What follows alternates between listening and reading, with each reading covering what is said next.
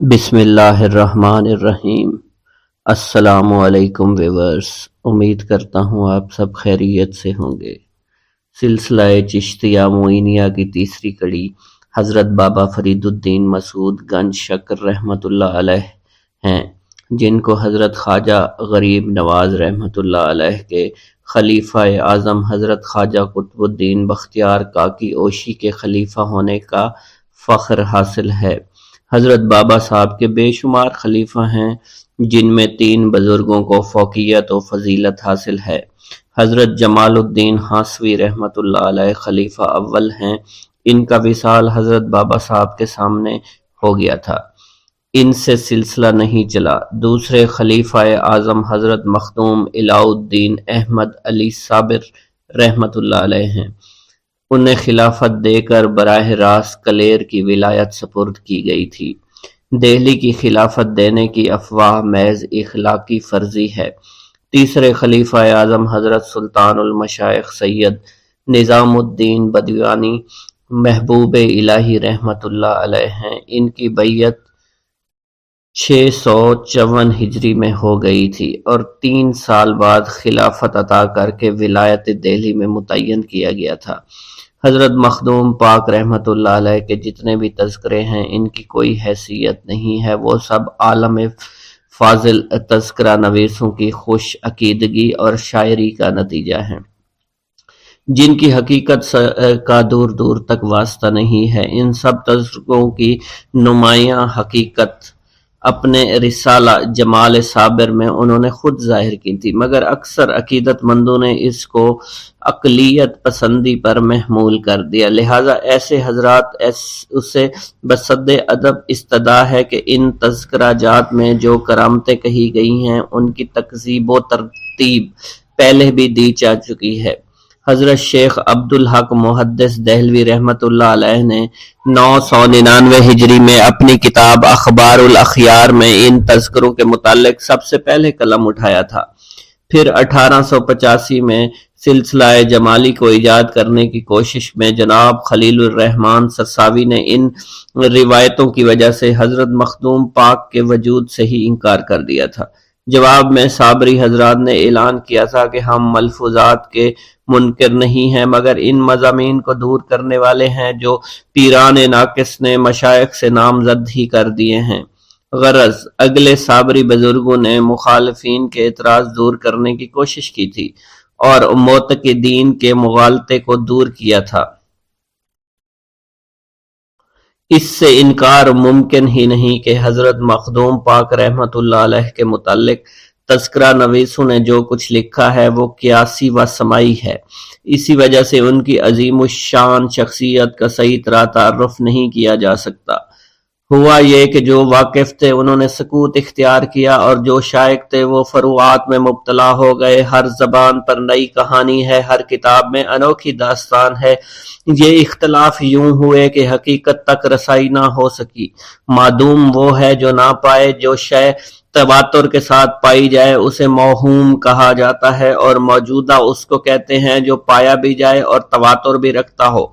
ظاہر ہے کہ حضور مخدوم پاک رحمت اللہ علیہ کے چرچے ہر زمانہ میں رہے ہیں، اور دوسرے سلسلہ کے بزرگوں نے ادب و تعظیم سے ان کا اعتراف کیا ہے، اور یہ کھلی ہوئی حقیقت ہے کہ ان کا سلسلہ جاری اور ساری ہے، بلکہ روحانی صورت سے لوگوں کو مستفیض بھی کیا کرتے ہیں۔ سمجھ میں نہیں آتا کہ ان کے متعلق ایسی بے سروپا روایتیں کیوں گھڑی گئیں۔ حضرت خواجہ حسن بصری رحمۃ اللہ علیہ کے والد کا نام اور پتہ کسی کو نہیں معلوم تھا۔ حضرت عبد الواحد بن زید کے نسب پر بھی پردہ پڑا ہوا ہے۔ خبر نہیں کہ حضرت فصیل بن ایاز کا وطن کس جگہ ہے، اور سب سے زیادہ حیرت یہ ہے کہ کسی کو نہیں معلوم کہ حضرت بابا فرید الدین مسعود گنج شکر رحمۃ اللہ علیہ سید ہیں یا فاروقی ہیں، مگر ان لا علمیوں اور کوتاہیوں کی وجہ سے ان بزرگوں کو خلافت، ولایت اور عظمت میں کسی طرح کی کوئی فرق نہیں آتا۔ اجماع سے ثابت ہے مخدوم پاک رحمت اللہ علیہ حضرت بابا صاحب یعنی بابا فرید الدین مسعود گنج شکر رحمت اللہ علیہ کے بھانجے، داماد اور خلیفہ تھے، اور ولایت کلیر ان کو تفویض کی گئی تھی۔ کہا جاتا ہے کہ ان کی پیدائش سے پہلے حضرت مولا علی کرم اللہ وجہہ نے خواب میں بشارت دی تھی کہ مولود کا نام علی رکھنا۔ پھر سرکار دو عالم رحمت اللہ علیہ کا عالم رویا میں ارشاد ہوا کہ نام احمد ہونا چاہیے۔ وقت تسمیہ کسی بزرگ نے نام الہ الدین تجویز کیا۔ بقول امیر الاقطاب دربار الہی سے مخدوم کا خطاب عطا ہوا اور بابا صاحب نے صابر کا لقب مرحمت فرمایا۔ ان سما کی کثرت میں واحد جلمہ نما ہے، مدعا یہ کہ نام کتنے ہی ہوں مگر ذات اصل شاید ہوتی ہے۔ مخدوم پاک رحمت اللہ علیہ کے نسب سے متعلق بھی اختلاف ہے، کوئی حسنی کہتا ہے، کوئی حسینی خیال کرتا ہے، کوئی فاروقی کہتا ہے، کسی نے انہیں ہندی بتایا ہے اور کسی نے یہودی نسل سمجھا ہے۔ معتبر یہ ہے کہ سید ہیں۔ حضرت بابا صاحب رحمت اللہ علیہ کی ہمشیرہ بی بی ہاجرہ کی شادی حضرت غوث پاک کے خاندان میں ہوئی تھی، لہٰذا بجا طور پر کہا جا سکتا ہے کہ سید ہی ہیں۔ ظاہری اور دونوں کشفی دونوں تذکروں کا متفقہ بیان ہے کہ بی بی ہاجرہ کی شادی غوث پاک رحمت اللہ علیہ کے پوتے شیخ عبد الرحیم سے ہوئی تھی، لہٰذا اس سال کے فرق کی وجہ سے جلال صابری کے مؤلف الہی بخش صابری کی تحقیق ہے کہ بی بی ہاجرہ کی شادی شیخ عبد الرحیم سے نہیں بلکہ ان کے صاحبزادے شیخ عبداللہ سے ہوئی تھی۔ شیخ عبداللہ کے متعلق بھی ابہام پایا جاتا ہے۔ حضرت امام جعفر صادق کی اولاد میں سے تھے، اس لیے ان کا تعلق حسینی شاخ سے تھا۔ آگے چل کر ملا صاحب نے لکھا ہے کہ ان شیخ عبداللہ کی شادی بی بی ہاجرہ سے بمقام کھوٹوال عہد خلجی میں ہوئی تھی اور مخدوم پاک کا وصال 679 ہجری میں عہد بلبن میں ہو چکا ہے۔ اس لیے یہ روایت تسلیم نہیں کی جا سکتی۔ جو لوگ مخدوم پاک کو ہندی نیاد کہتے ہیں وہ ان کی جائے ولادت قصبہ ڈیکری ضلع حصار قرار دیتے ہیں، مگر اس کا ثبوت نہیں۔ ان کے بیانات مخدوم پاک پر بھی نہیں۔ پیر محمد چشتی اجودھنی نے واقعہ فرید الدین چشتی میں مخدوم پاک کی ولایت کھوٹوحال لکھی ہے، اور کتب الاقطاب مولانا اکرام حاصوی نے بھی اپنی کتاب میں یہی بتایا ہے۔ مخدوم کے ابتدائی حالات ظاہری تذکروں میں مبہم ہیں مگر کشفی تذکروں میں تفصیل کے ساتھ ملتے ہیں۔ ظاہری تذکرے بھی بیان کیے جائیں گے اور کشفی تذکرے بھی یہاں پر بتائے جائیں گے۔ بسم اللہ الرحمن الرحیم۔ شجرہ نسب سے واضح ہے کہ صابر سرکار رحمت اللہ علیہ حضور شیخ عبد القادر جیلانی محبوب سبحانی رحمت اللہ علیہ کے پڑ پوتے ہیں۔ آپ رحمت اللہ علیہ صحیح النسب سید تھے۔ آپ کے آبا و اجداد ایک مدت سے بغداد شریف میں رہائش پذیر رہے، جو کہ علم ظاہری علم باطنی میں شہرہ آفاق رکھتے تھے۔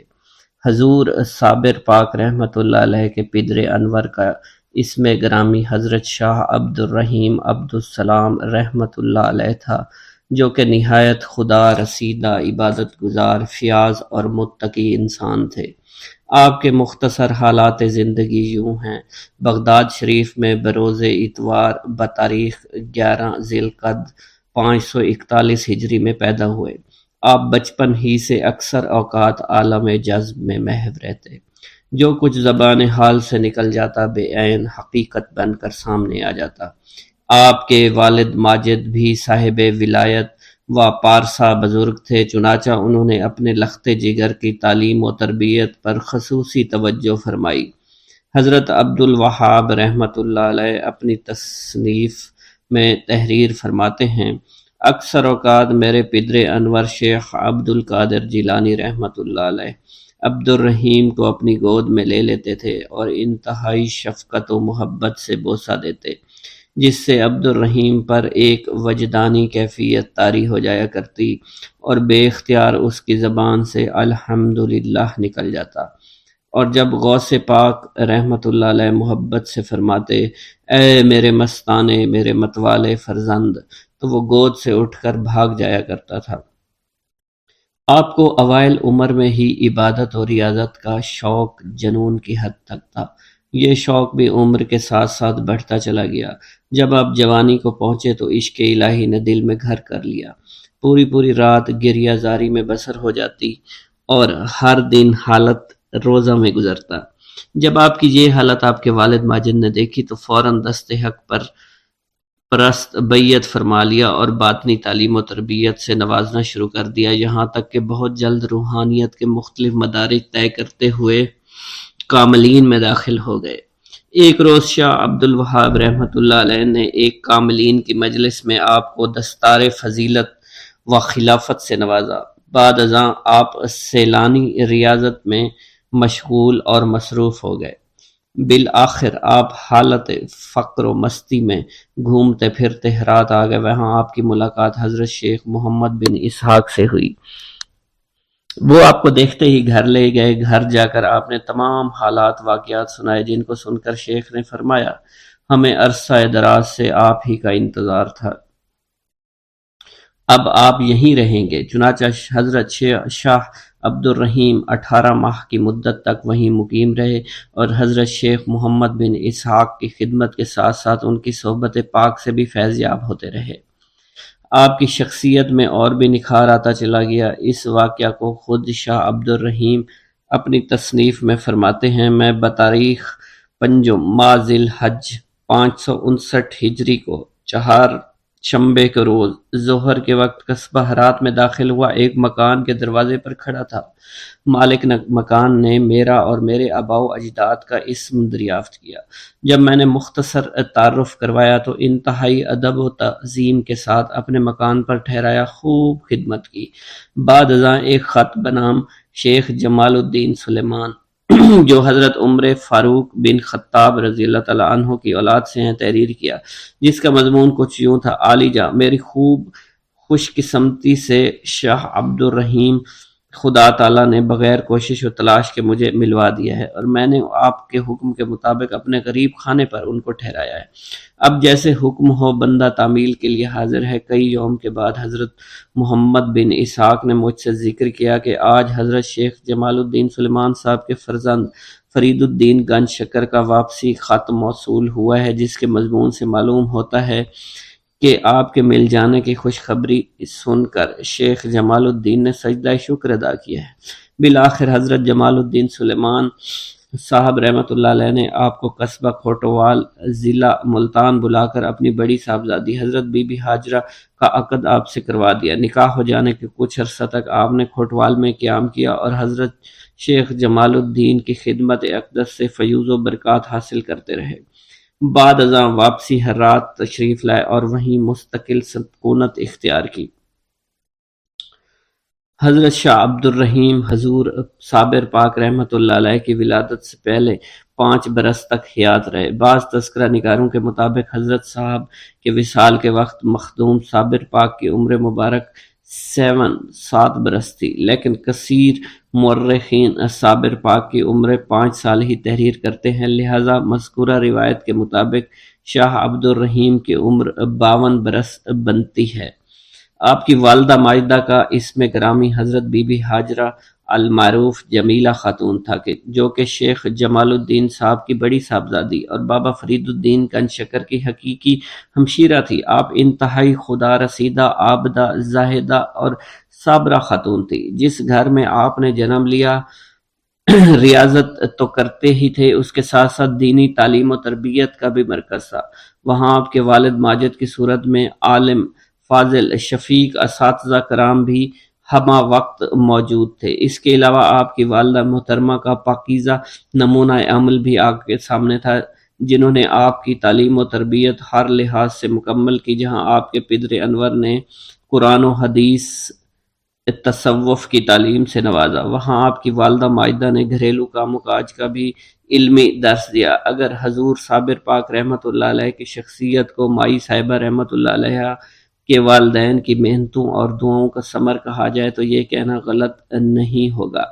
حضرت بی بی ہاجرہ ہمشیرہ بابا فرید الدین گنج شکر بن شیخ جمال الدین سلیمان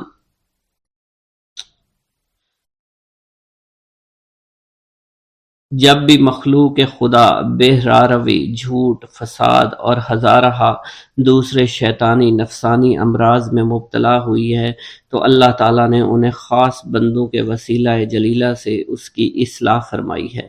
یہ وہ اللہ تعالیٰ کے محبوب بندے ہیں جنہوں نے ہر تاریک دور میں اسلام کی ابدی روشنائی پھیلائی۔ یہ انعام یافتہ بندے تمام عمر اپنی ہر ادا سے اپنے مولا کی خبریں دیتے رہے ہیں، اس لیے اللہ تعالیٰ آثار و واقعات سے ان کی آمد کی بشارتیں دیتا رہا ہے، کیونکہ یہ اس کرکم کا تقاضا ہے جسے خداوند قدوس ہر آن پورا فرماتا ہے۔ قرآن پاک میں جگہ جگہ اپنے برگزیدہ بندوں کا ذکر فرمانا بلکہ ان کے ہمراہ چلنے والے کتوں کا بھی ذکر بھی فرمایا ہے۔ اس بات کا ثبوت ہے کہ وہ اپنے دوستوں کو کبھی فراموش نہیں کرتا، بلکہ ان کی آمد سے پہلے ان کے تذکرے شروع فرما دیا کرتے ہیں۔ ہزاروں سال نرگس اپنی بے نوری پہ روتی ہے، بڑی مشکل سے ہوتا ہے چمن میں دیدور پیدا۔ بابا فرید الدین مسعود گنج شکر رحمت اللہ علیہ فرماتے ہیں، گھر گھر جمن لالیاں تے گھر گھر جمن کاں، کدی کدی کتے جمدے ہنس جنہاں دا ناں۔ لہذا حضور پاک صابر پاک رحمت اللہ علیہ کی ولادت سے پہلے اہل ذکر حضرات نے بے شمار بشارتیں دی۔ اولیاء کرام نے آپ کی آمد کا کثرت سے ذکر فرمایا، جس میں حضرت امام جعفر صادق، حضرت امام موسیٰ کاظم اور حضور غوث اعظم شیخ عبد القادر جیلانی کے علاوہ دیگر اہل نظر احباب شامل ہیں، بلکہ صاحب حقیقت گلزار صابری کے مطابق تو حضور صابر سرکار رحمت اللہ علیہ کی ولادت کی خبریں حضرت موسیٰ علیہ السلام، حضرت سلیمان علیہ السلام کے دور مقدس سے شروع ہو گئی تھی، لیکن جہاں طوالت کے خدشہ سے چند پیشین گوئیاں رقم کی جاتی ہیں۔ حضرت امام جعفر صادق رحمت اللہ علیہ اپنی تصنیف کشف العالمین و کشف الغیوب میں تحریر فرماتے ہیں کہ جمعۃ المبارک کی شب بتاریخ 11 ماہ رجب 140 ہجری کو میں تلاوت درود شریف وحبی میں مشروف تھا۔ تقریباً نصف شب گزر چکی تھی، مجھ پر خلاف معمول نیند کا غلبہ ہوا۔ ہر چند چاہتا تھا کہ بقدر معمولی تلاوت کر لی جائے، لیکن کسی طرح بھی غلبہ نوم سے نجات نہ ملی۔ آخر کار لاچار ہو کر کیفیت باطن کی طرف متوجہ ہوا۔ اسی وقت الہام باطن ہوا کہ درود شریف کی تلاوت معمور کر کے عالم رویہ کی طرف توجہ کروں، لہٰذا اس کیفیت میں عالم ملکوت سے انکشاف ہوا اور پھر فوراً عالم ملکوت سے عالم جبروت میں گزر ہوا، جس کا بیان زبان سے ناممکن ہے۔ وہاں ایک خوبصورت گلستان نظر آیا جس میں تمام ملائکہ صف بستہ ہیں، تمام ارواح، انبیاء، اولیاء موجود ہیں۔ یہ حالت دیکھ کر ایک جگہ تأمل کیا۔ انس بن مالک رضی اللہ تعالیٰ عنہ میرے قریب آئے اور فرمایا، سرکار دو عالم آپ کے منتظر ہیں۔ چنانچہ مجھ کو اپنے ہمراہ جناب سرور کونین کی خدمت میں لے جایا گیا۔ کیا دیکھتا ہوں، ایک موتی نما خیمہ استادہ ہے جس میں تخت تجمل پر حضور اکرم محمد مصطفیٰ احمد مجتبیٰ صلی اللہ علیہ وسلم تشریف فرمائے ہیں۔ حضور نبی کریم صلی اللہ علیہ وسلم کے ارد گرد 11 حضرات اہل بیت عظام رضوان اللہ علیہم اور صحابہ کرام رضی اللہ عنہم میں سے حاضر خدمت ہے۔ مجھ کو دیکھ کر آن حضور نے فرمایا، اے فرزند، ٹھیک 3 یوم کے بعد تو بھی ہمارے پاس آ جائے گا، لیکن آج تمہیں یہاں بلانے کا مقصد ایک معائنہ، ایک مشاہدہ کروانا ہے جو تم نے ہمارے پاس آنے سے پہلے اپنے مکتوب میں قلم بند کر کے آنا ہے۔ تمہاری یہ تحریر عالم ناسوت میں سند رہے گی، لہٰذا میں یہ ارشاد سن کر آداب بجا لایا اور بیٹھنے کا قصد کیا کہ آن حضور نے مجھ کو اپنے سامنے والے تخت پر بیٹھنے کی عزت بخشی۔ تھوڑی دیر بعد دیکھا محفل چاروں طرف بیٹھی ہے اور ائمہ موجود ہیں۔ پہلی روح کا رنگ سرخ یاقوت کی مانند دمک رہا تھا۔ پہلی روح کو رسول اللہ صلی اللہ علیہ وسلم نے چند الفاظ زبان پاک سے فرما کر اپنے دانے زانو پر اور دوسری روح کو بائیں جانب بٹھا لیا۔ حضرت امام حسن اور امام حسین کی طرف متوجہ ہو کر فرمایا، جس یوم ہم نے تمہاری شہادت ناموں پر مہریں ثبت کی تھی تو پریشانی امت کا خیال آیا، مگر جبرائیل علیہ السلام نے خوشخبری سنائی کہ دونوں شہید بن کر اولاد میں سے دو روحیں جمال اور جلال والی پیدا ہوں گی، جس کے باعث اسلام کو تا قیامت استحکام ہوگا۔ وہ دونوں روحیں یہی ہیں: پہلی روح کا اسم عبد القادر جیلانی رحمۃ اللہ علیہ اور دوسری کا علی احمد صابر رحمۃ اللہ علیہ ہوگا۔ یہ روح جو دائیں زانوں پر ہے، اس کا مقام فنا فی الرسول ہے اور یہ تمثیل مرتبہ نبوت کہلاتی ہے، اور نبوت کی شان رحم کرنا ہے۔ اس مرتبہ کا نام عالم دہر میں غوث پاک رحمۃ اللہ علیہ اور قطب عالم ہوگا۔ اس کو میرے بدن سے تعلق ہے، اس سے رشد عظیم ظہور پذیر ہوگا۔ یہ دوسری روح جو بائیں زانوں پر ہے، اس کا ظہور پہلی روح کے بعد ہوگا۔ اس کا اسم گرامی علی احمد رحمۃ اللہ علیہ صابر ہوگا۔ اس کو ولایت اتم کا مرتبہ حاصل ہوگا، جو ولایت میں جلالیت کی شان ہے۔ یہ منکر توحید و رسالت و اہل بغض و عناد کی تکذیب و تخریب کرے گا۔ پھر رسول اللہ صلی اللہ علیہ وسلم نے ترجمان سے فرمایا: جب روز ازل خالق عالم نے ارواح کو چاروں صفوں میں منقسم کیا تھا تو صف اول میں انبیاء کی ارواح کو، دوسری صف میں اولیاء کرام کی ارواح کو، تیسری صف میں تابعین اور چہارم میں عام الناس کو ارواح کو کھڑا کیا۔ پھر حکم سجدہ دیا۔ اس وقت علی احمد صابر کی روح نے اولیاء کرام کی صف سے بڑھ کر حضرت اسماعیل علیہ السلام کے پاس جا کر سجدہ کرنے کی کوشش کی تو فوراً جبرائیل نے ان کو اپنے پروں پر بٹھا کر اولیاء کرام کی صفوں میں پہنچا دیا۔ دوبارہ علی احمد صابر کی روح نے صف اولیاء سے بڑھ کر حضرت یوسف علیہ السلام کے پاس جا کر سجدہ کرنے کی کاوش کی، پھر حضرت جبرائیل نے ان کو انہی جگہ پر پہنچا دیا۔ تیسری دفعہ ایسا ہوا بعد ازاں مہر ولایت علی احمد صابر کے کندھے پر مرحمت ہوئی۔ واللہ اعلم۔ بسم اللہ الرحمن الرحیم۔ صابری تعلیم کیا ہوتی ہے؟ روحی فدا حضرت سید لولاک صلی اللہ علیہ وسلم کی مستند حدیث ہے کہ انسان کے جسم میں ایک ایسا عضو ہے جس کے صالح ہونے سے سارا جسم صالح ہو جاتا ہے اور جس کے خراب ہونے سے سارا جسم خراب ہو جایا کرتا ہے۔ وہ عضو دل ہے۔ مطلب یہ کہ جیسا دل ہوگا ویسا ہی جسم ہوگا۔ دل اور جسم کی نورانیت روح کی تقویت کا باعث ہوا کرتی ہے۔ روح کو فنا نہیں، موت صرف جسم کو آیا کرتی ہے۔ ظاہر ہے کہ آدمی خاک اور روح سے مرکب ہے۔ مر جانے والے نورانی جسم کا مدفن بھی نورانی ہو جایا کرتا ہے، لہذا صالحین کے کرب و جوار میں دفن ہونے والوں کو ان کی نورانیت سے فائدہ پہنچتا رہتا ہے۔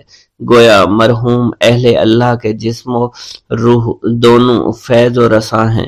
شہیدوں اور ولیوں کو مردہ نہیں سمجھنا چاہیے، انہیں دربار الہی سے روزی ملا کرتی ہے، ان کا جسم سڑنے اور گلنے سے محفوظ کر دیا گیا ہے۔ انوار الہی مثل صورت آفتاب و مہتاب کائنات کے ذرے ذرے پر ذو فگن ہے، لیکن آنکھ دیکھنے کی تاب نہیں لا سکتی۔ انوار الہی کے ملاحظہ کے لیے ایک عینک کی ضرورت ہے، ان کی دید بغیر توسط کے ممکن نہیں۔ حضور قلب کی تعلیم ہر مذہب میں ہے، لیکن اسلام سے سب سے بہتر اور سہل الحصول ہے۔ شریعت میں نماز، روزہ، حج، جہاد کی تعلیم ہے، اور طریقت میں شریعت کی پابندیوں کے ساتھ ذکر و فکر کی تاکید کی گئی ہے، اور ذکر و فکر ہی ہے کہ حضور قلب حاصل ہوتا ہے۔ صوفیوں کے سب سلسلے اور طریقے تصور شیخ کے قائل ہیں، مگر اللہ بہتر جانتا ہے کہ باوجود علم و فضل کے مولانا اشرف علی تھانوی نے قصص الاکابر کے لکھ دیا ہے کہ چشتیوں میں تصور شیخ نہیں ہے۔ ان کے برخلاف مولوی رشید احمد گنگوہی صاحب نے ارواح ثلاثہ کے صفحہ نمبر 390 میں لکھا ہے کہ 3 سال کامل حضرت حاجی امداد اللہ مہاجر مکی رحمت اللہ علیہ کا چہرہ قلب میں رہا اور میں نے بغیر اس سے پوچھے ہوئے کوئی کام نہیں کیا۔ حضور قلب کی تکمیل محض نظر، فکر اور گمان سے ہی نہیں ہوا کرتی بلکہ کشف و شہود سے، یقین سے بھی ہوتی ہے۔ اس کے حصول کے لیے خلوص محبت یعنی للہت اصل شے ہے۔ شریعت و طریقت دونوں میں حضور قلب کی تعلیم ہے، مگر دونوں میں نمایاں فرق یہ ہے، اسلام نیت کی درستگی کو ضروری سمجھتا ہے اور قول و عمل میں یکسانیت چاہتا ہے۔ علم کا مقصد عمل ہے اور صحیح علم دل کی درستگی پر موقوف ہے۔ صالح دل کی علامت یہ ہے کہ آدمی راضی برضا ہو۔ صحیح مقصد کے لیے کوشش کرنا ہمارا کام ہے، مگر نتیجہ اللہ کے ہاتھ میں ہوا کرتا ہے۔ طریقت کے جملہ سلسلوں کا مقصد ایک ہی ہے، یعنی معرفت الہی، لیکن مختلف طبقوں کی وجہ سے حصول مقصد کے طور طریقے میں خفیف سا فرق پایا جاتا ہے۔ چنانچہ سلسلہ چشتیہ بھی ایک امتیازی خصوصیت ہے۔ ان کا اندازہ تعلیم چشتیہ کے معمولات سے کیا جا سکتا ہے۔ اس کی تعلیم درسی نہیں۔ حضرت محدث دہلوی نے لکھا ہے کہ نفس کی مخالفت چشتیوں میں ہے، عبادت کی جان ہے، اور عام رسم و راہ پھنسے رہنا ان کے یہاں کفر ہے۔ چشتی نفس کو ثناء اکبر سمجھتے ہیں۔ انہوں نے یہ اصول قرآن پاک سے اخذ کیا ہے۔ چشتی مجاہدات کے ذریعے تصفیہ و تزکیہ کر کے دماغ کو صاف کیا کرتے ہیں۔ ان نقوش کو صفات و ملکات سے موسوم کیا جاتا ہے۔ تزکیہ تصفیہ میں شیخ کی توجہ کے علاوہ دو وظائف بھی ہوتے ہیں، مگر اصل تکمیل محبت بھری آہ و سوز سے ہوتی ہے۔ محبت ہی عزا کا باعث بنتی ہے۔ اسی طرح اپنے آپ کو پہچان لینے کے بعد خدا کی معرفت کا شعور پیدا ہو جایا کرتا ہے۔ چشتی محبت ہی کی خاطر نفس کی مخالفت کر کے اسے مہذب بنا لیتے ہیں۔ تہذیب نفس محبت کا تقاضا ہے کہ اچھے برے سب کے ساتھ اخلاق اور اچھے اخلاق سے برتا جائے۔ ہر شے نیک و بد پہلو رکھتی ہے۔ نیک تو نیک ہی ہوتا ہے، مگر بد کو نیک بنا لینا کمال بندگی ہے۔ حضرت سلطان المشائخ رحمۃ اللہ علیہ کا ارشاد گرامی ہے کہ صحبت ماباش و صحبت تو باشیں بد کو نیک بنانے کی صحیح بہترین صورت ہے۔ اس سے اتحاد بڑھتا ہے اور توحید کی بھی تبلیغ ہوا کرتی ہے۔ بہرحال چشتی نفس کی مخالفت کر کے صبر و رضا کو عادی کیا جاتا ہے، اور ان کی نشانی ہے۔ چشتیوں میں محبت و ہم نشینی کے ساتھ اتباع و تقلید ضروری ہے، لیکن وہ ارباب ظن تخمین کی تقلید کو حرام سمجھتے ہیں۔ تجدید کے وہ معترف ہیں، مگر تاسیس کے قائل نہیں ہیں۔ حق یہی ہے کہ پرانی عمارت کو ڈھا کر از سر نو عمارت بنانا طول عمل ہے اور اسراف بھی ہے۔ پرانی عمارت کو مفید و کارآمد بنانے کے لیے حسب ضرورت ترمیم کر دینے کو تجدید کہا جاتا ہے۔ تاریخ بتاتی ہے کہ جب ہندوستان میں فتنہ و فساد کی لہر دوڑی تو مذہب میں بھی تحریف ہوئی، اخلاق بگڑنے لگے اور فرعونیت شروع ہوئی اور طبیعتیں ذلت پستی کی طرف مائل ہونا شروع ہوئی۔ تو حضرت بابا صاحب رحمۃ اللہ علیہ نے رفاع عام کے لیے جذبہ سلوک کو علیحدہ کر دیا۔ یہی وجہ ہے کہ مخدوم پاک علی احمد صابر کلیری رحمۃ اللہ علیہ کو مجذوب سالک کے درجے میں خلافت عطا فرمائی، اور حضرت سلطان جی رحمۃ اللہ علیہ کو سالک کامل اور رئیس فقیر کا مرتبہ دے کر خلیفہ بنا دیا۔ گویا اس طرح سلسلہ چشتیہ کی دو شاخیں ہو گئیں۔ اصل یہ ہے کہ اس زمانہ کو کمزور طبیعتیں جذبہ و سلوک دونوں کے بوجھ کی متحمل نہیں ہو سکتی تھی۔ یہ حضرت بابا صاحب رحمۃ اللہ علیہ نے اجتہاد کیا ہے کہ انہیں خوبی سے سلوک کو علیحدہ کر دیا۔ وصال سے پہلے جو ارشاد فرمایا تھا وہ مختلف نوعیتوں سے اہمیت رکھتا ہے۔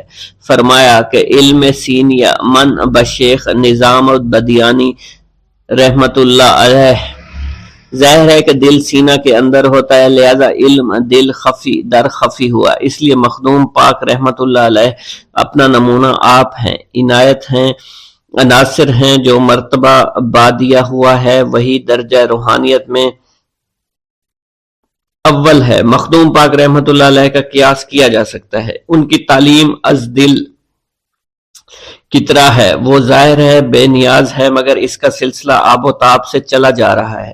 یہی حقیقت لوگوں کو حیران کر دیتی ہے۔ اسی حیرت کی وجہ سے کچھ لوگ ان کے وجود تک کے منکر ہو چکے ہیں۔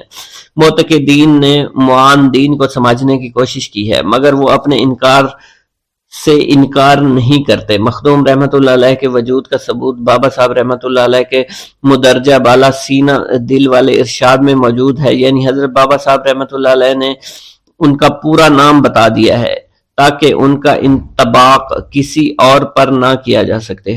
حضرت سلطان المشائخ کی تعلیم اور ان کے سلسلہ کی تبلیغ جس طرح ہوئی وہ آنکھوں کے سامنے ہے، مگر حضرت صابر رحمۃ اللہ علیہ کہ تبلیغ قلبی ہونے کی وجہ سے چشم ظاہر سے اوجھل رہی ہے۔ بتایا گیا ہے کہ مخدوم پاک رحمۃ اللہ علیہ کی 11 سال کی عمر میں گوشائے ازلیت میں بٹھا دیے گئے تھے اور 21 سال بعد ان کو خلافت دی گئی، لیکن ان کی باطنی تعلیم کی تفصیل نہیں بتائی گئی۔ کشفی تذکرہ کا بیان ہے کہ وہ دوران ازلیت میں شغل نوری کی مشق کرائی گئی۔ خواجگان چشت مرید کو حسب مراد بنانے کے لیے ابتدا میں کچھ مجاہدے بھی کرواتے رہے، پھر اپنی توجہ سے اسے کامل بنا دیا کرتے تھے، جس کی وجہ سے مرید عالم تجلیات میں محو ہو جاتا ہے۔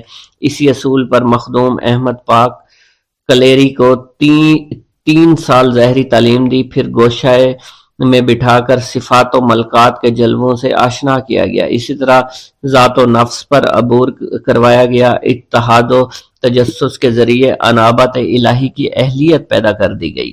حضرت خواجہ بختیار کاکی اوشی رحمۃ اللہ علیہ کا ارشاد ہے کہ شیخ میں اس قدر دل کی قوت اور ضمیر کی صحت ہونا چاہیے کہ جس کو مرید کرے اس کے سینہ کی زنگار اپنی قوت باطنی سے عقیل کر دے اور راز ہائے فطرت سے آگاہی دے دے۔ جب مرید میں اتنی قوت پیدا ہو جاتی ہے تو وہ شخص کائناتی زندگی کے مضمون کو اشاروں میں سمجھ لیا کرتا ہے اور گفت و شنید کی اسے ضرورت ہی پیش نہیں آیا کرتی۔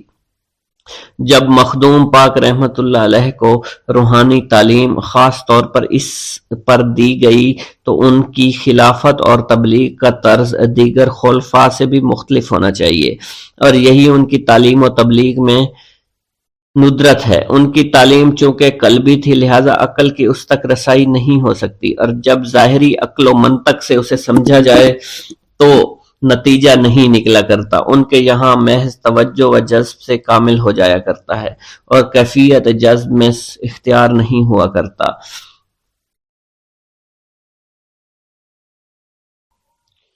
بسم اللہ الرحمن الرحیم۔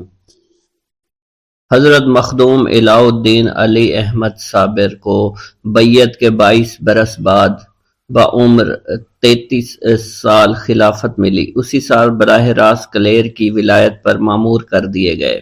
انہوں نے اپنے وصال تک ولایت کلیر کا انتظام سنبھالا اور سلسلہ کی تبلیغ فرمائی۔ اقتباس الانوار میں ہے کہ کلیر پہنچتے ہی عبادت اور فیض رسانی میں مصروف ہو گئے، اور بعد میں وصال بھی فیض اسی طرح جاری رہا جسی طرح حیات میں تھا۔ اہل ہنوز کی روایت کے مطابق کشفی تذکرے سے معلوم ہوتا ہے کہ ہجرت نبوی صلی اللہ علیہ وسلم سے قبل 282 عیسوی میں دہلی کے راجہ کرم پال نے اس نواح میں ایک شہر بسایا تھا جس کا نام ہروار گڑھی پگ رکھا تھا، یعنی خدا کی گڑھی کا راستہ۔ اسی راجہ کے لڑکے بکرم پال نے وہاں عالی شان مندر بنا کر سونے چاندی کی مورتیاں نصب کروا دی اور نگرانی کے لیے مہنتوں کی گدی قائم کی، اور کمیٹی ہردوار میں ابھی تک جاری اور ساری ہے۔ عرصہ کے بعد اس شہر کی حفاظت کے لیے جنوب میں کچھ فاصلہ پر بکرم پال کے صاحبزادے راجہ کرم پال نے یہاں قلعہ تعمیر کیا تھا جو کلیر کے نام سے منسوب کیا گیا۔ صحیح طور پر معلوم نہیں کہ مسلمانوں نے اس قلعہ کو کب فتح کیا تھا۔ ماسٹر مراد سمن قادری صابری کی رائے یہ ہے کہ جگال جاتے ہوئے بختیار خلجی نے 597 ہجری میں فتح کیا تھا، مگر اس کی تردید تاریخ کے علاوہ اس روایت سے بھی ہو جاتی ہے کہ حضور خواجہ غریب نواز رحمۃ اللہ علیہ نے امام علی دمشقی کو کلیر کا والی بنا کر بھیجا تھا۔ اسی سال مسلمانوں نے کلیر پر حملہ کیا تھا اور امام علی دمشق کی اسی جنگ میں شہادت ہوئی تھی، مگر مذکور نہیں کہ فتح بھی ہوئی تھی یا نہیں۔ تاریخ کے حوالے سے معلوم ہوتا ہے کہ میرٹھ اور کوئل کی تسخیر کرنے کے بعد قطب الدین ایبک نے دہلی کو دارالسلطنت بنایا تھا۔ اسی سال وہ اس کے انتظام و انصرام میں مشغول رہا اور کسی طرف فوج کشی نہیں کی۔ محمد غوری نے 590 ہجری میں راجہ جے پال کو شکست دے کر بنارس کو فتح کیا تھا۔ اس لیے قیاس ہے کہ فتح کنوج سے پہلے محمد غوری کے آخر میں کلیر کی تسخیر ہو گئی تھی۔ ظاہر ہے کہ کلیر شریف قلعہ تھا۔ ہردوار کے خلوت نشین جاتری ممکن ہے کہ قلعہ کے ارد گرد قیام کرنے لگے ہوں، اور رشیوں اور میسنیوں نے بھی استحسان بنا لیے ہوں۔ یہاں مسلمانوں کی آبادی ہنوز سے زیادہ نہیں ہو سکتی۔ کشفی روایت کے مطابق یہاں مسلمان کثرت سے آباد تھے اور یہاں بہت بڑی مسجد تھی جس میں سونے چاندی کے ظروف، غسل کے لیے اور وضو خانے بھی تھے۔ تذکرہ جات صابری میں مخدوم پاک کی عبادت کے لیے لکھا گیا ہے، ہمہ وقت مستغرق رہتے تھے اور مسجد میں نماز پڑھنے جایا کرتے تھے۔ کلیر میں ان کی کرامات اور فیض رسانیوں کی تفصیل بعد میں بیان کی جائے گی کہ حاکم شہر مسمی دوان کی بکری گم ہو گئی تو استغفار کرنے پر حضرت کی توجہ سے بکری کے گوشت کی ہر بوٹی نے بآواز بلند بتایا کہ میں فلاں شخص کے پیٹ میں ہوں۔ دموام معتقد ہو جاتا، مگر قاضی نے یہ کہا کہ یہ عجیب طلسم ہے۔ یہ بھی لکھا کہ جمعہ کی نماز کے لیے عوام کے علاوہ 500 پالکی سوار علماء عمرہ مسجد میں جمع ہوتے تھے۔ مخدوم پاک رحمت اللہ علیہ سب سے پہلے صف اول میں بیٹھ جایا کرتے اور اپنی ولایت اور امامت کا واز فرمایا کرتے۔ یہ بات عمرہ علماء کو ناگوار گزرتی تھی، لہٰذا ایک جمعہ کو انہیں صف اول سے اٹھا کر باہر کی آخری صف میں دھکیل دیا گیا۔ اس پر حضرت نے مسجد کو حکم دیا کہ تو بھی اس سجدہ کر۔ مسجد کے سجدہ کرتے ہی تمام نمازی دب کر مر گئے۔ اس کے بعد مزید فیض یہ پہنچا کہ طاعون کی وبا مسلط کر دی گئی اور 6 سال کے استغراق کے بعد کلیر کے گرد 1200 کوس تک آگ لگا دی گئی۔ یہ جملہ فیوز و کرامات گویا باطل پرستوں کو راہ راست پر لانے کے لیے کیے گئے تھے، مگر تہ دستان قسمت راچا سوز و گداز مرشد کامل جب سب کچھ بھسم ہو گیا تو سوختہ زمین ہی خود ہی تنہا بقیہ عمر گزاری۔ البتہ کچھ ہمسایہ رہ گئے تھے اور عرصہ کے بعد حضرت شمس الدین ترک پانی پتی تشریف لے آئے تھے۔ اب وہ فیض بھی منزلہ نوادر ہے جو بعد میں وصال جاری ہوا تھا کہ کہتے ہیں کہ مزار پر برق جلال تڑپنے لگی تھی جس کی وجہ سے کوئی قریب نہیں آ سکتا تھا۔ مجاور بھی بچا کر خود کو دور جا بسے تھے، گویا یہ برق دورباش کا مظاہرہ یوں کرتی تھی کہ کسی کو جلال سے نقصان نہ پہنچے، لیکن شیر اور درندوں کو اجازت تھی کہ اپنی دموں سے مزار پر جھاڑو دیا کرتے تھے۔ اتفاقیہ اس برق جلال نے ایک سنیاسی کو مزار پر حاضری کی دعوت دے دی۔ اس نے قبر کے اندر کا حال معلوم کرنے کے لیے مزار میں ایک سوراخ کر دیا، اس کے اندر سر ڈال کر دیکھنا چاہا، اس کا سر پھنس گیا، اس کا دم نکل گیا۔ رات کو خواب میں مجاوروں کو حکم دیا اس کتے کو نکال کر باہر پھینک دے۔ چنانچہ تعمیل کی گئی اور مزار کی مرمت بھی کر دی گئی۔ اب برق جلال اور شیروں کی نگرانی کو ناکافی سمجھ کر مجاوروں کو یہاں رہنے کے لیے بلا لیا گیا۔ مشہور ہے مخدوم پاک رحمت اللہ علیہ جلالی تھے، ان کے جلال کے نقشے مختلف آتشی رنگوں میں کھینچے گئے تھے، اس لیے ان کے تصور سے کلیجہ منہ کو آ جاتا ہے، دل دہل جاتے ہیں۔ ان کی جلالی داستانوں کے بیان کرنے والے معاندین نہیں بلکہ صاحب علم، فضل اور تذکرہ نگار ہیں۔ اقتباس الانوار کے مصنف قطب وقت مولانا اکرام اللہ شاہ براسوی نے تحریر فرمایا ہے کہ حضرت موسیٰ علیہ السلام صاحب جلال تھے، انہی کے نقش قدم پر حضرت مخدوم پاک رحمت اللہ علیہ تھے، اسی وجہ سے ان میں جلالی شان پیدا ہو گئی تھی۔ لیکن اصل یہ ہے کہ موسیٰ علیہ السلام کی شریعت قہر و جلال کی تھی، ان کی شبیہ مبارک سے روب ٹپکتا تھا، مگر ان کی پوری زندگی عجز صبر سے بھری ہوئی ہے۔ فرعون کی دشمنی اور قوم کی نافرمانیوں اور گستاخیوں پر انہوں نے جلال کا اظہار کبھی نہیں فرمایا تھا۔ कप्ती व इसराइली में बीच बचाव करते हुए कप्ती के थप्पड़ मार दिया था और इत्तफाक से वो मर गया। इस पर उन्हें बेहद नदामत हुई और सजा से बचने के लिए मदाइन चले गए। दूसरा वाकया ये हुआ कि चिल्ला पूरा करके जब तौरात के अलवा के कोहे तूर से ले आए तो पूरी कौम सामरी के पिछड़े के परस्तश करने लगी। ये सदमा की बात ही थी। अपने बड़े भाई हजरत हारून पर बरस पड़े, तुमने कौम को गुमराह कैसे होने दिया और क्यों नहीं हिदायत की। लेकिन इनसे हकीकत मालूम के बाद गुस्सा जाता रहा और सामरी से निहायत नरमी के साथ उसकी शैतानियत की वजह पूछी। ये दोनों वाक़यात मूसा अलैहिस्सलाम के जलाली होने का सबूत नहीं हो सकते। मखदूम पाक रहमतुल्लाह अलैह को अरसा तक खाना खाने की वजह से साबिर का खिताब अता हुआ था, मगर जब कलेर आए तो वहां की नाफरमानियों की वजह से उनके जलाल का जिक्र किया गया। अहले अकीदत बराह करम फरमाएं कि सब्र जलाल यकजा हो नहीं सकता। अगर उन्हें मुजमा हो सकते हैं तो ये करामतें जो जलाली लिखी गई हैं मखदूम पाक रहमतुल्लाह अलैह की तौहीन है। कलेरी अगर गजब नाजिल हुआ तो वो मनजानिब अल्लाह था। मखदूम पाक रहमतुल्लाह अलैह का इस जलाल से कोई ताल्लुक नहीं। अंदरूनी हालात हजरत मूसा अलैहिस्सलाम और मखदूम पाक को जलाल से मुत्तसिफ व मुत्तहिम करने वाले जलाल के मायने ही नहीं समझते। जलाल के अक़साम होते हैं, एक जाहिलाना जलाल होता है, एक मुहज़्ज़ब बाशऊर जलाल होता है।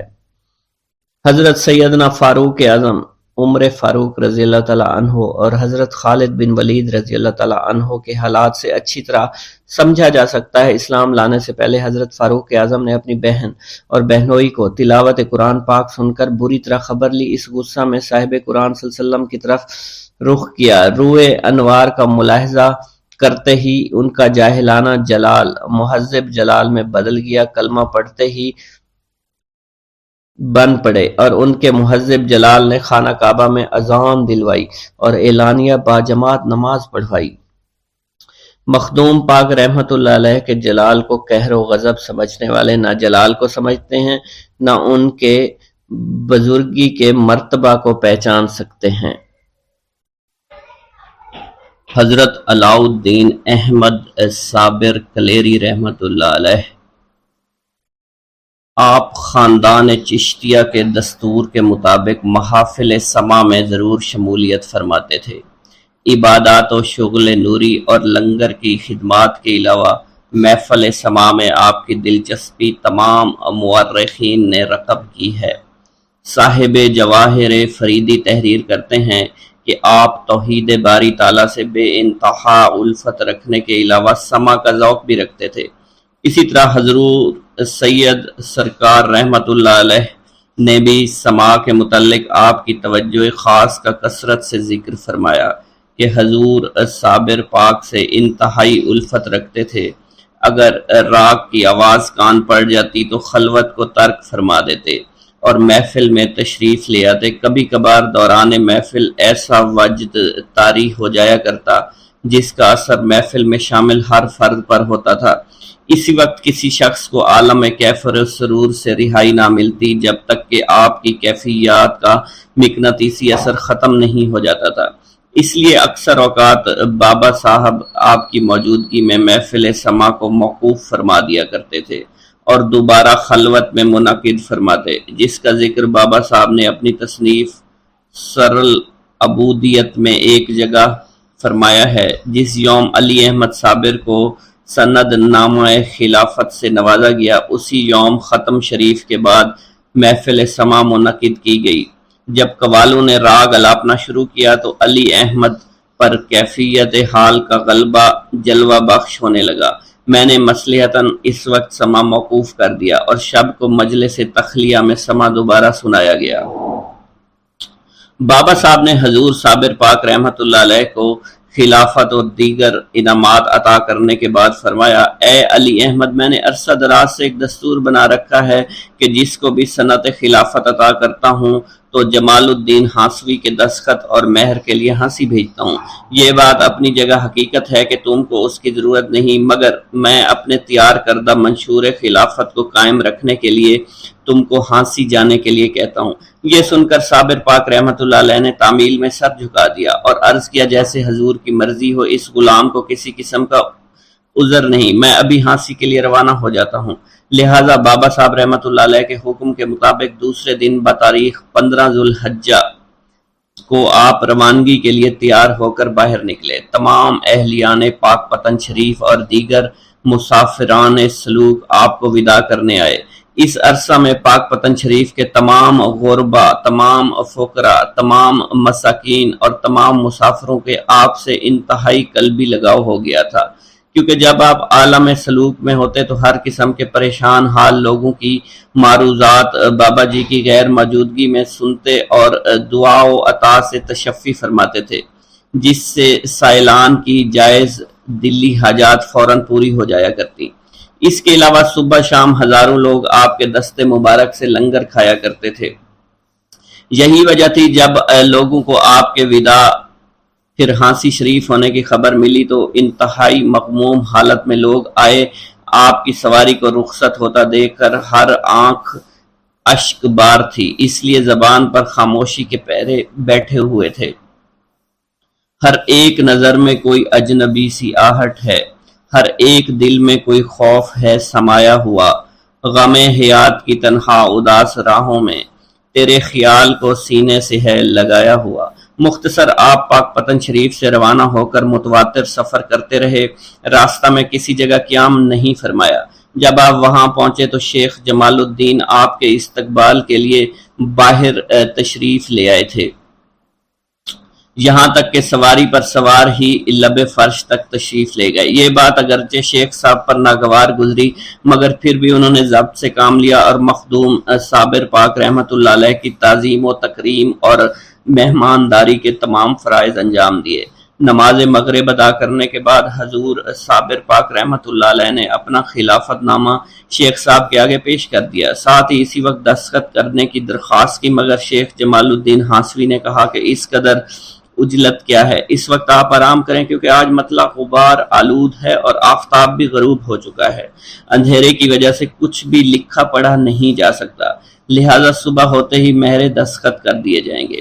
مخدوم صابر پاک رحمۃ اللہ علیہ کے اصرار فرمانے پر چراغ جلایا گیا۔ اتفاقاً اسی روز ہوا زور سے چل رہی تھی، جس کے باعث چراغ گل ہو جاتا تھا۔ یہ دیکھ کر حضور صابر پاک نے اپنی انگلی اوپر اٹھائی جو مثل شمع روشن ہو گئی۔ شیخ جمال الدین نے اس عمل کو اپنی توہین سمجھ کر پھونک ماری، جس کے باعث انگلی سے نکلتی روشنی کافور ہو گئی۔ اب کی بار حضور صابر پاک نے پورا ہاتھ اٹھایا، جس سے سارا احاطہ روشن ہو گیا۔ آنکھیں اگر ہیں بند تو پھر دن بھی رات ہے، اس میں قصور کیا ہے بھلا آفتاب کا۔ جو ہی آپ نے اپنا دست مبارک روشن کیا تو شیخ جمال الدین جامع سے باہر ہو گئے۔ قوت بشری نے ایسا غلبہ کیا کہ عنان صبر ہاتھ سے جاتی رہی۔ پس و پیش بابا صاحب کے عطا کردہ خلافت نامہ کو اس نے پھاڑ دیا۔ حضور مخدوم پاک رحمت اللہ علیہ جو عین مظہر جلال تھے، اس حرکت و توہین کی تاب نہیں لا سکے۔ صابری تلوار نمودار ہو گئی، جلال میں آ کے فرمایا، تو سندھا چاک کر دی من سلسلہ ترادم بدیدم، یعنی تم نے میری سند کو چاک کر ڈالا، میں نے تیرے سلسلہ کو ہی قطع کر دیا۔ الغرض حضور صابر پاک رحمت اللہ علیہ پاک پتن شریف سے روانہ ہو گئے اور بابا صاحب کے حضور پیش ہو کر تمام واقعہ عرض کر ڈالا۔ بابا صاحب نے یہ واقعہ سماعت فرما کر مخدوم صابر پاک سے دریافت فرمایا، جب شیخ جمال نے تمہارا خلافت نامہ چاک کیا تو اس وقت تمہاری زبان سے کیا الفاظ ادا ہوئے؟ حضور صابر پاک نے عرض کیا، جس وقت انہوں نے میرے خلافت نامہ کو پھاڑا تو میں نے تمہارے سلسلہ قطبیت کو نیست و نابود کر دیا ہے۔ آپ نے فرمایا کہ اوپر سے یا نیچے سے؟ تو صابر پاک نے عرض کیا نیچے سے، یعنی ان کے بعد سلسلہ آگے ختم ہو گیا ہے۔ یہ سن کر بابا صاحب نے فرمایا کہ کامل مردوں کا تیر خطا نہیں جایا کرتا۔ بعد ازاں بابا صاحب نے فرمایا، تم نے یہ اچھا کیا جو اس کا سلسلہ نیچے سے ختم کیا، اوپر سے نہیں کر دیا، ورنہ اس کا خدا تعالیٰ کے ساتھ تعلق ہی منقطع ہو جاتا۔ مجھے اس بات کی قدر ہے کہ شیخ جمال نے میری بہت خدمت کی ہے، اس لیے تم اسے معافی کے ساتھ ساتھ دوبارہ اپنے سلسلہ میں ضم کر لینا تاکہ تمہارے سلسلہ کی قوت سے وہ باقی رہے۔ یہ سن کر صابر پاک رحمت اللہ علیہ نے تعمیل میں سر جھکا دیا۔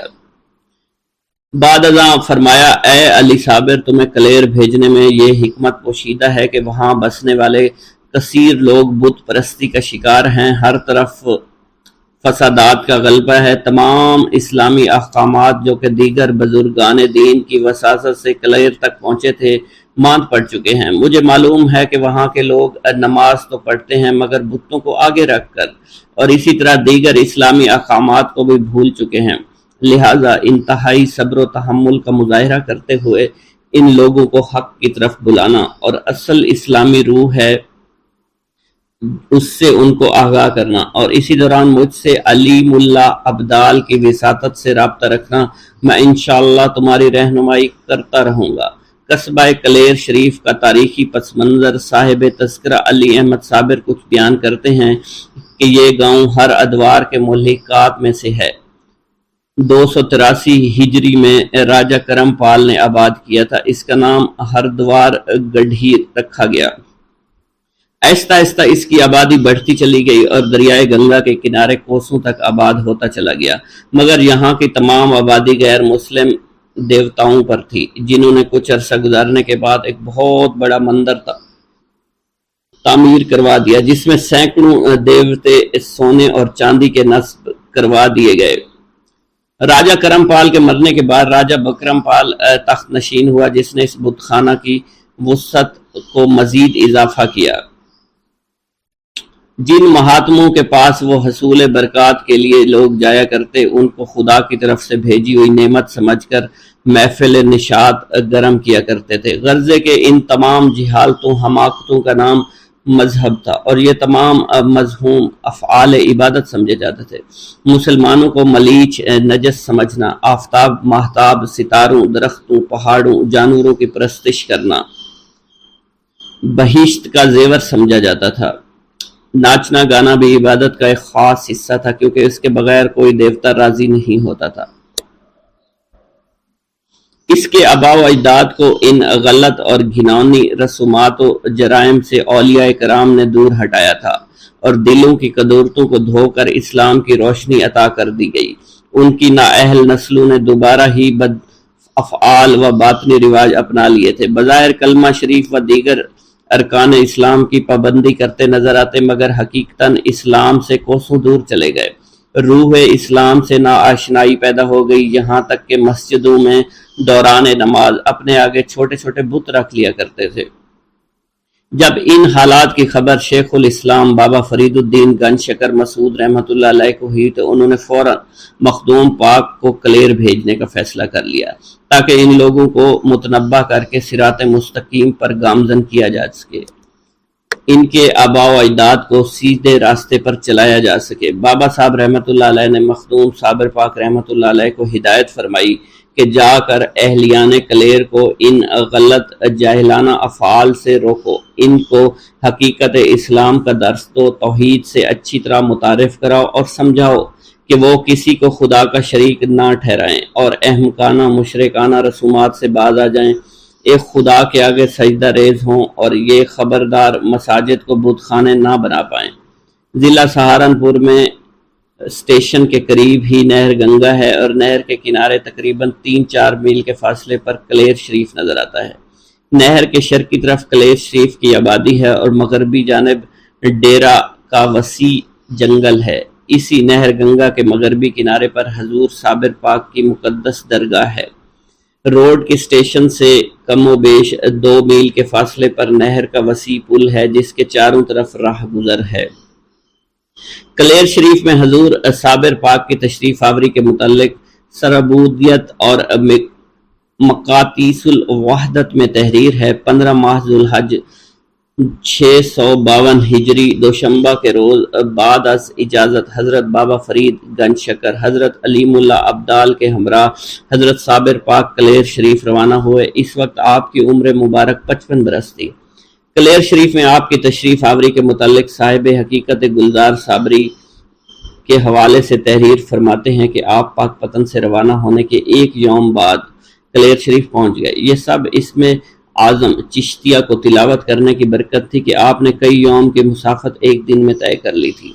دوسرے دن بعد از نماز کلیر ظہر کلیر میں داخل ہوئے اور وہاں ایک مکان میں سکونت اختیار کی جس کے پڑوس میں جمال نامی ایک روغن گھر رہتا تھا۔ جنوب کی طرف نعمت بن محمد یار کا مکان تھا، شمال کی طرف قاضی شہر مسمی تبرک کا ایک عظیم الشان بنگلہ تھا۔ اگلے روز بعد بوقت نماز عصر کلیر شریف کی جامع مسجد تشریف لے گئے اور لوگوں کو واعظ و نصیحت و روح و اسلام سے آگاہ فرمانے لگے۔ اس وقت مسجد میں کم و بیش 2000 افراد تھے۔ آپ کے ہمراہ جمال روغنگر، حضرت علیم ابدال اور کچھ لوگ اور تھے جنہوں نے حاضرین مسجد کو آگاہ کیا کہ اے لوگو، یہ قطب الہند ہیں، ہم لوگوں کی اصلاح کے لیے بابا صاحب نے بھیجے ہیں۔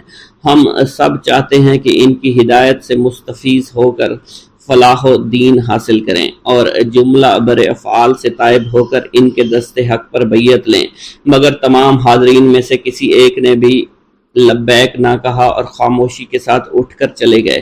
دوسرے دن بوقت نماز فجر حضور صابر پاک رحمۃ اللہ علیہ جامع مسجد میں تشریف لے گئے، واعظ فرمانے لگے، اے لوگو، تم شرک جیسے گناہ کبیرہ میں مبتلا ہو کر اپنی آخرت خراب مت کرو۔ اپنی مساجد میں بوقت نماز بتوں کو آگے رکھ کر پرستش کرنے سے باز آ جاؤ۔ صرف ایک خدا کی عبادت کرو جو کہ واحد لا شریک ہے، اس کا کوئی شریک نہیں، ہر عیب سے پاک ہے۔ تم اس مختصر سی زندگی کو شرک جیسے گناہ کبیر سے داغدار مت کرو۔ میرا اور تمہارا خدا وہ ہے جس کی کوئی مثال نہیں، وہ ہر ایک کا مالک خالق ہے، اس کا کوئی ہمسر نہیں۔ اس وقت کم و بیش 5000 افراد کا جمع غفیر مسجد میں تھا جنہوں نے آپ کا واعظ سننے سے انکار کیا اور جواباً کہا، یہ ہمارا آخری وسیلہ ہیں، یعنی کہ بت۔ ہمارا پیر قرآن مجید ہے اور امام قاضی تبرک اس کا نسب نامہ اولاد یزید سے مشفق ہے جس نے ہمیں یہ سب تعلیم دی ہے۔ ہم بغیر اس کی اجازت کے آپ کی بات کیسے مان لیں اور تمام پرانے عقائد کیسے بدل ڈالیں؟ یہ سن کر حضور صابر پاک نے فرمایا، میں اپنے شیخ کامل کے حکم سے تم لوگوں کی ہدایت و اصلاح کے لیے آیا ہوں۔ بابا صاحب نے مجھے امامت و خلافت کی سند عطا فرمائی ہے اور زبان مبارک سے مجھے قطب الہند کا خطاب عطا کیا ہے۔ کیا اس دلیل کو تم لوگ کافی نہیں سمجھتے؟ لیکن تمام لوگ گزشتہ دن کی طرح خاموشی کے ساتھ مسجد سے نکل گئے۔ اس خبر کو تمام شہر میں پھیلا دیا گیا۔